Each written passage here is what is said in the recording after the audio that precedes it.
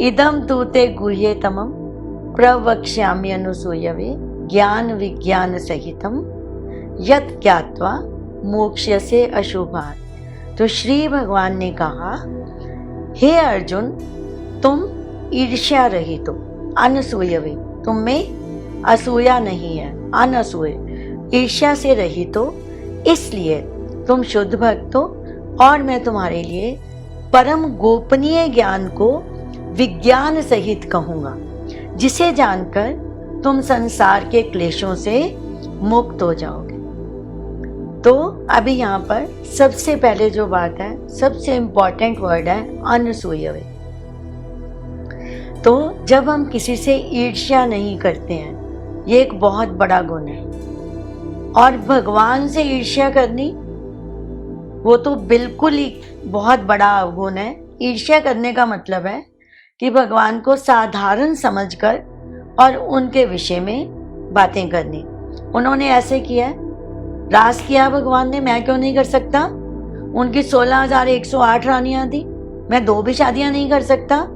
तो इस तरह की बातें मूढ़ लोग करते हैं। अज्ञानी लोग हैं जिन्होंने कभी गुरु की शरण नहीं ली, जिन्होंने अपने शास्त्रों को नहीं समझा, वो व्यक्ति ऐसी बातें करते हैं। तो ये उनके लिए बिल्कुल नहीं है, it is not for them, बिल्कुल नहीं है उनके लिए। ये है शुद्ध भक्ति का ज्ञान और शुद्ध भक्तों के लिए। इसीलिए भगवान ने 8 अध्यायों तक, 8 चैप्टर्स तक वो आपको पक्का कर रहे हैं। और सेम टू सेम अर्जुन के साथ भी वही किया उन्होंने।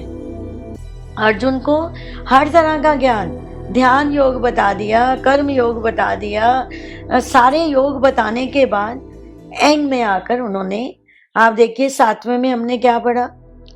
प्रकृति के बारे में पढ़ा, भगवान की शक्तियों के बारे में पढ़ा। 8वें में भगवान ने अपने बारे में बताया। अब जब उनको लगा कि यस, अर्जुन ने इसको सुना, इसको समझा, और सबसे बड़ा अर्जुन का जो गुण है वो है अनसूय। वो ईर्ष्या नहीं करते हैं, ईर्ष्या रहित है। तो भगवान ने कहा कि तुम ईर्ष्या रहित हो, इसलिए मैं तुम्हें ये विशुद्ध ज्ञान कहूंगा। तो अब सबसे पहली इंपॉर्टेंट बात है श्रवणम, श्रोतुम इच्छा, सुनने की इच्छा किसी भी पाठक का पहला गुण है। यदि आप सुनना ही नहीं चाहते तो आपको कौन सुना लेगा, राइट? जैसे सोए हुए को जगाना बहुत आसान है, जो मचल के सोया है उसको जगाना बहुत मुश्किल है। हम अंदर कहीं ना कहीं से जानते हैं, ये कहते हुए भगवान ने रासलीला की, भगवान ने इतनी सारी रानियों से रानियां बनाई, ये सब कहते हुए भी समवेयर कहीं ना कहीं हमारी आत्मा में हमें पता है कि हम कृष्ण नहीं हैं, हम उनके लेवल तक नहीं आए हैं। तो ये सब बातें बेकार हैं। लेकिन इस संसार का प्रलोभन इतना बड़ा है कि इसके सामने हमें बहुत सारी एक्सक्यूजेस बनाते हैं हम, और फिर हम समझते हैं कि हम बहुत बुद्धिमान हैं, हमने इतना ज्ञान हासिल कर लिया है, मुझे तो सब आता है, मैं तो इतना बड़ा इंजीनियर हूँ, मैं तो डॉक्टर हूँ, मैं तो सो कॉल्ड PhD हूँ, मुझे तो ये आता है, मुझे तो 14 भाषाएं बोलनी आती हैं। तो ये सब अहंकार लेकर हम चलते हैं। तो जिसमें भी थोड़ा सा अहंकार है, असूया है, भगवान उसके सामने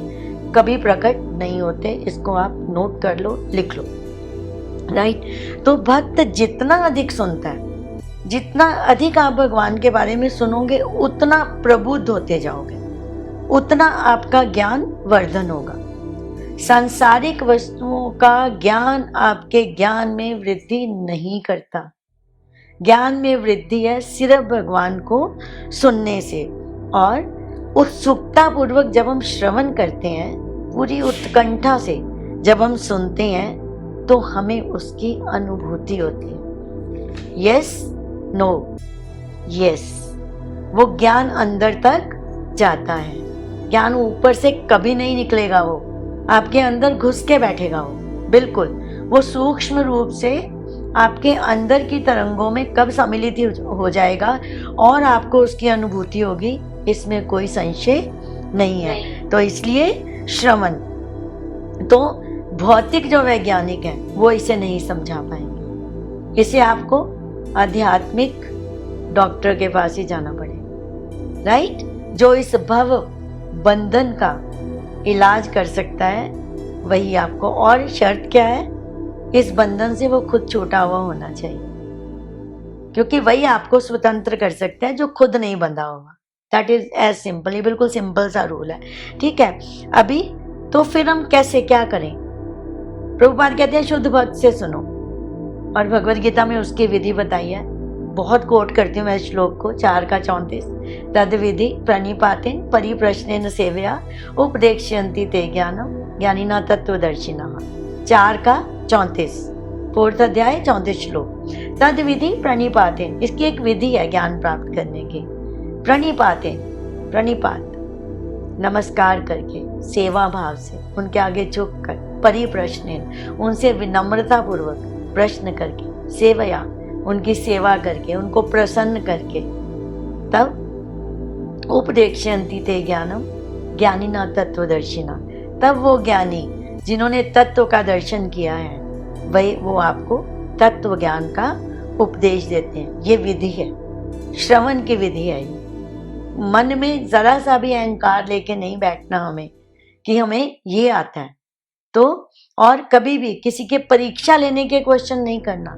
जब आप किसी के सामने झुक के बैठे हो तभी आपको लेने के लिए, कुछ भी लेने के लिए, ये तो भौतिक संसार का नियम है, आपको झुकना पड़ेगा ही।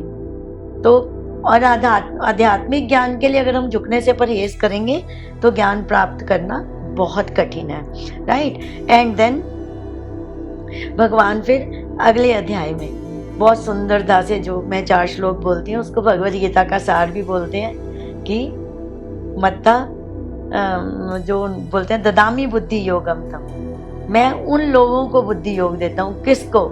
इसका प्रोसीजर क्या बताया उन्होंने, कि सब कुछ मुझसे उत्पन्न है, सब कुछ मुझ में है। जो लोग इस ज्ञान को जान लेते हैं, तेषाम सतत युक्ता नाम भजताम प्रीति पूर्वकम। 10वें अध्याय का 8, 9, 10, 11 ये 4 श्लोक भगवद गीता का सार है। और वहां भगवान प्रॉमिस कर रहे हैं कि तेषाम सतत युक्ता नाम भजताम प्रीति पूर्वकम ददामी बुद्धि योगम तम येन माम उपयान्ति थे, जिससे वो मेरे पास आते हैं। और हमारा लक्ष्य क्या है? भगवान को प्राप्त करना। छोटा मोटा लक्ष्य तो है नहीं, भगवत धाम जाना है, तो उसके लिए हमें फिर उनकी आज्ञाओं का पालन करना पड़ेगा। तो अब वो जहाँ गारंटी दे रहे हैं ददामी बुद्धि योगम तम, और वही दे सकते हैं, क्योंकि सब कुछ के मालिक भगवान है, ये हमें समझना है। तो यदि, अब ध्यान से सुनना, यदि ऐसा हम जीवों को ऐसा कोई सुलभ मिल जाए सत्संग, ऐसा सत्संग हमारे लिए सुलभ हो जाए जहाँ पर भगवान की चर्चा हो रही है, जहाँ पर हम इसको पढ़ पा रहे हैं, सुन पा रहे हैं, भगवान ने स्वास्थ्य दिया है, हम बैठ पा रहे हैं, हमें समय दिया है, हम लगा पा रहे हैं, हमें बुद्धि दी है, हम उसको सुन पा रहे हैं, हमारी श्रवण शक्ति सही है जो, और उसके बाद हम उत्कंठित हैं उसको प्राप्त करने के लिए, उत्सुक हैं, तो फिर हमें कोई भगवत धाम जाने से नहीं रोक सकता। तो इसलिए मैं बोलती हूँ भगवान ने चुना है, तो इस मौके का हमें, इस अवसर का हमें लाभ उठाना ही चाहिए। तो फिर ये पूरा जो विषय है इसको सुखपूर्वक संपन्न किया जा सकता है। हंसी खेल में नहीं पढ़ा हमने अभी तक, जो कुछ भी किया है खेलते खेलते समझ आई है हमें, हंसते हंसाते हम उसको समझ गए हैं। तो अब क्वेश्चन ये है कि ये परम गोपनीय क्यों है? तो प्रभुपाद कह रहे हैं कि पहला जो अध्याय है भगवद गीता का वो एक भूमिका है, दैट इज एक सूत्रपात करना किसी चीज का, कि हाँ ये हम, मतलब किसी को समझ ना हो अलग बात है, लेकिन भगवान ने हर विषय को वहां पे टच किया प्रथम अध्याय में, तो थोड़ा आइडिया हो जाता है कि आगे क्या होने वाला है। जबकि अर्जुन इतना उस समय मोहित था कि उसको वैसे तो वो मोहित था भी नहीं, एक्टिंग ही कर रहा था, लेकिन तब भी उसने हम लोगों पे बहुत कृपा की, और भगवान की बहुत अहेतुकी कृपा है कि उन्होंने हमारे लिए ये ज्ञान छोड़ा। तो ये परम गोपनीय इसलिए है कि द्वितीय और तृतीय जो दूसरा और तीसरा अध्याय है उसमें भी भगवान ने इसको मोक्षोपयोगी ज्ञान, मोक्ष उपयोगी ज्ञान बोले।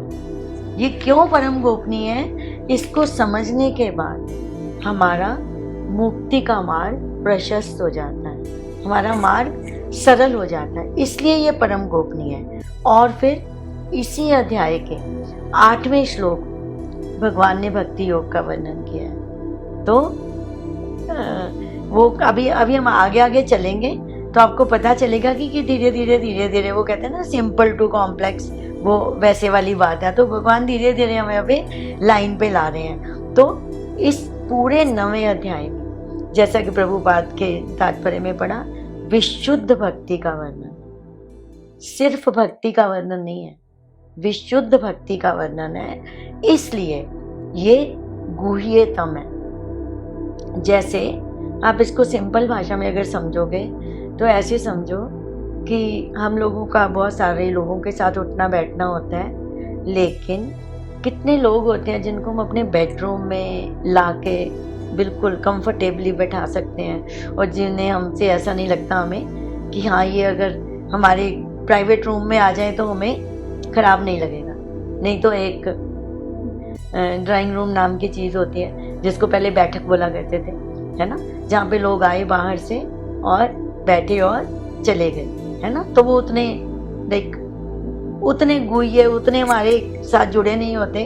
तो भगवान भी ये जो सीधी एंट्री दे रहे हैं अपने धाम की, ये इसलिए दे रहे हैं क्योंकि अर्जुन में ईर्ष्या नहीं है। तो अब हमें खुद ये डिसाइड करना चाहिए कि हमें इस दुर्गुण को रखना है या छोड़ना है, राइट।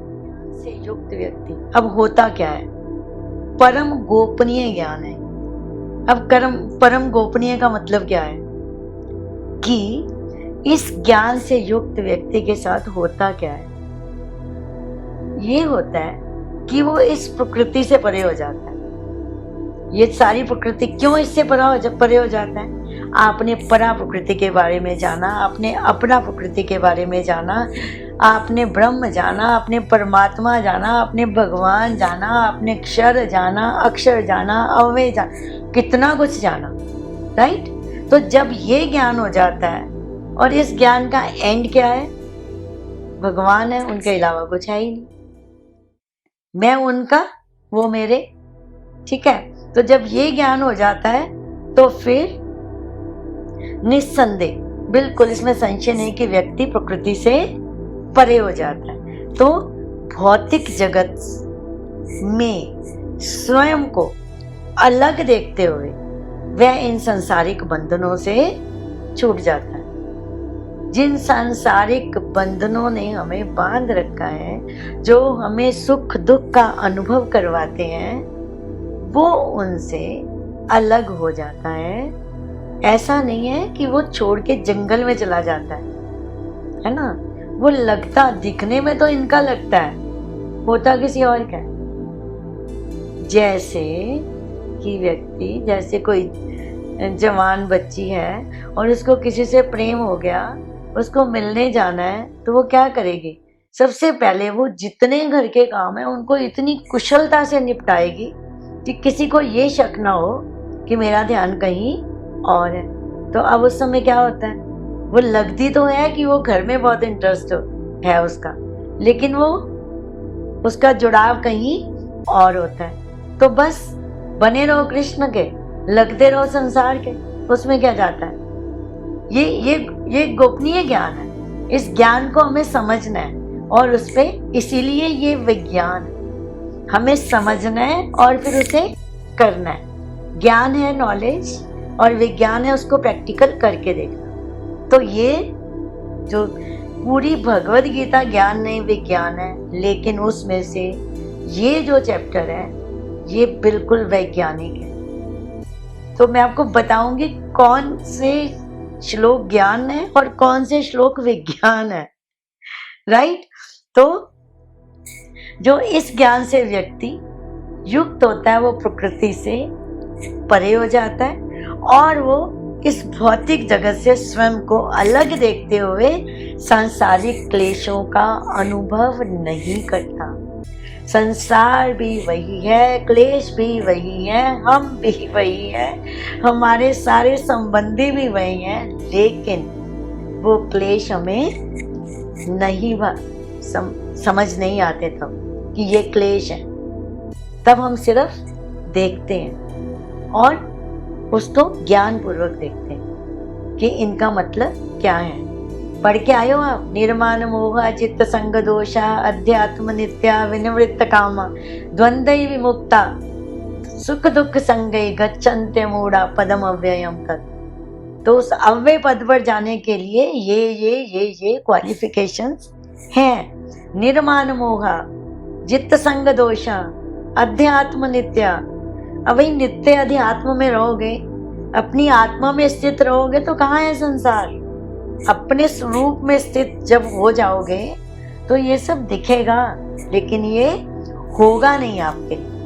दिखेगा जरूर, दृश्यमान जगत है, दिखेगा जरूर, भौतिक प्रकृति है, दिखेगी जरूर, लेकिन आपको ये भी दिखेगा कि मैं इसका नहीं हूं, ये मेरी नहीं है, ये विनाशशील है, मैं भी विनाशशील हूं, तो मुझे अविनाशी को पकड़ना है। ठीक है, तो यहाँ पर भगवान जिस तत्व, जिस विषय को कहने की इच्छा कर रहे हैं, उसी की तरफ लक्ष्य कराने के लिए यहाँ भगवान ने इदम शब्द का प्रयोग किया। इदम यह मतलब अब मैं वो बताने जा रहा हूं जो तेरा लक्ष्य होना चाहिए और जो तुझे करना चाहिए। तो ये भगवान ने बहुत उनकी कृपा से उनके मन में जो गुह्य बात थी वो अर्जुन को कही, जबकि भगवान भली भांति ये जानते थे कि ये ज्ञान आगे कलयुगी जीवों को दिया जाएगा। ऐसा नहीं है कि उनको पता नहीं था, तो उन्होंने बिल्कुल उस हिसाब से इसका क्रम बनाया है। ये अल्प बुद्धि वालों के लिए बनाया है, और यदि वैष्णव कृपा हो जाए और भगवान बुद्धि दे दें तो वो अल्पज्ञ भी सर्वज्ञ हो जाता है। येन ज्ञातेन सर्वम ज्ञातम भवति, जिसके जानने से सब कुछ जाना हुआ हो जाता है और सब कुछ ना माना हुआ अमत्तम मत्तम भवति, ना माना हुआ माना हो जाता है। ये है भगवान का ज्ञान। तो इस तत्व की महिमा के लिए भगवान ने इसको गुह्यतमम कहा है।